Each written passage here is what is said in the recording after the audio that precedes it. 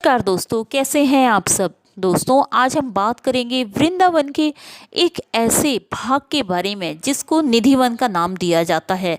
निधिवन, जिसके बारे में सुनते ही हमें गोपियों का ध्यान आ जाता है और भगवान श्री कृष्ण और राधा रानी जी की रास रसाने वाली कथाओं के बारे में ध्यान आने लगता है।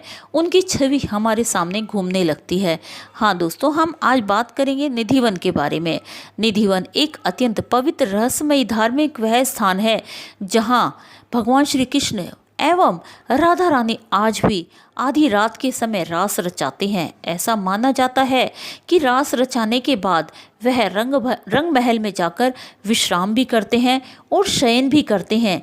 वहाँ पर जो भी प्रसाद उनके नाम का रखा होता है वह प्रसाद भी ग्रहण करते हैं। दोस्तों, ऐसा कहा जाता है कि सुबह खुलने वाले निधिवन को संध्या आरती के पश्चात बंद कर दिया जाता है। उसके बाद वहाँ कोई भी नहीं रहता। यहाँ तक कि निधिवन में दिन में रहने वाले पशु पक्षी भी संध्या होते ही निधिवन को छोड़कर चले जाते हैं। वैसे तो शाम होते ही निधिवन बंद हो जाता है और सब लोग यहाँ से चले जाते हैं, लेकिन फिर भी यदि कोई छुपकर रासलीला देखने की कोशिश करता है तो उसे बहुत ही अधिक दंड भुगतना पड़ता है। ऐसा माना जाता है कि आज से 10 वर्ष पहले एक जयपुर से कृष्ण भक्त आया था। वह रासलीला देखने की इच्छा लेकर वहीं निधिवन में एक साइड छिप गया और वहां से बाहर नहीं गया। जब सुबह निधिवन का दरवाज़ा खुला और सब लोगों ने अंदर देखा तो वह बेहोश पड़ा हुआ था। जब उसे होश आया तो वह अपने होश खो चुका था और वह पागल हो गया था। दोस्तों, जिसने भी इस तरह की कोशिश करनी चाहिए वह अपने होश खो चुका होता है, यानी कि वह पागल हो चुका होता है। इस संसार से उसका कोई नाता नहीं रह जाता है, अर्थात उसका मानसिक संतुलन है। और इस तरह के किस्से आप लोगों ने बहुत सुने होंगे और सुनने में आते हैं। जब हम निधिवन जाते हैं तो वहाँ के ज्योतिष इस प्रकार की कथा बताते हैं। एक बाबा के बारे में भी बताया जाता है कि उन्हें पागल बाबा कहा जाता था। उनकी समाधि भी निधिवन में बनी हुई है। उनके बारे में कहा जाता है कि उन्होंने भी एक बार निधिवन में छुपकर रासलीला देखने की कोशिश की थी, जिससे कि वो पागल हो गए थे। क्योंकि वो कृष्ण के अनन्य भक्त थे, इसलिए उनकी मृत्यु के पश्चात मंदिर कमेटी ने निधिवन में ही उनकी समाधि बनवा दी।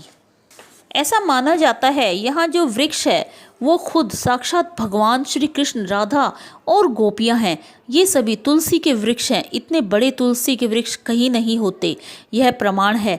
यह राधा कृष्ण का। इन वृक्षों की जड़ें एकदम खोखली हैं। इनमें कभी पानी नहीं दिया जाता, फिर भी ये हमेशा हरे भरे रहते हैं। इस वन में रात्रि 9 बजे के बाद कोई नहीं जाता। रात्रि 9 बजे के बाद जाने वाला व्यक्ति सकुशल वापस नहीं आ पाता, यानी वो रासलीला देखना चाहे तो देख भी नहीं पाता।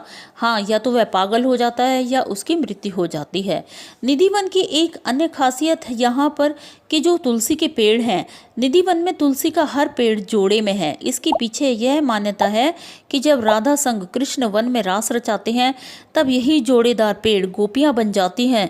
जैसे ही सुबह होती है तो सब फिर से तुलसी के पेड़ों में बदल जाती हैं।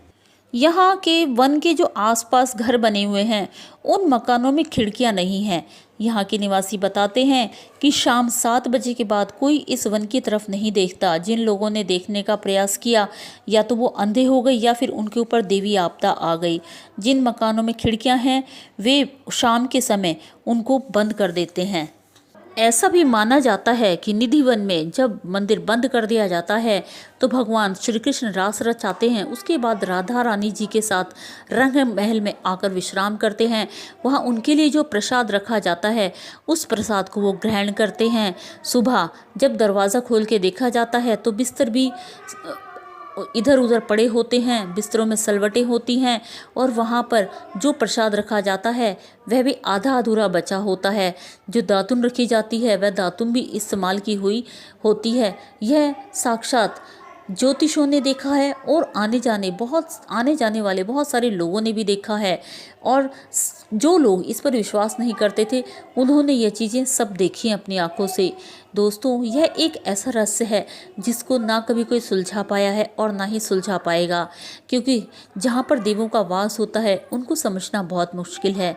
जो इस दुनिया को चला रहे हैं, हम उनके बारे में कैसे जान सकते हैं? हाँ, हम जान सकते हैं उनकी भक्ति करके, अपने मन को सच्चा करके, अपने मन में सच्चाई की भावना और भक्ति की भावना को जगा के। दोस्तों, निधिवन ज़रूर जाइए जहाँ पर वो पौधे हैं, उस धरती को अपने माथे पर तिलक ज़रूर लगाइए, उस धरती की मिट्टी का, ताकि भगवान के चरणों की धूल आपके मस्तक पर ज़रूर लगे।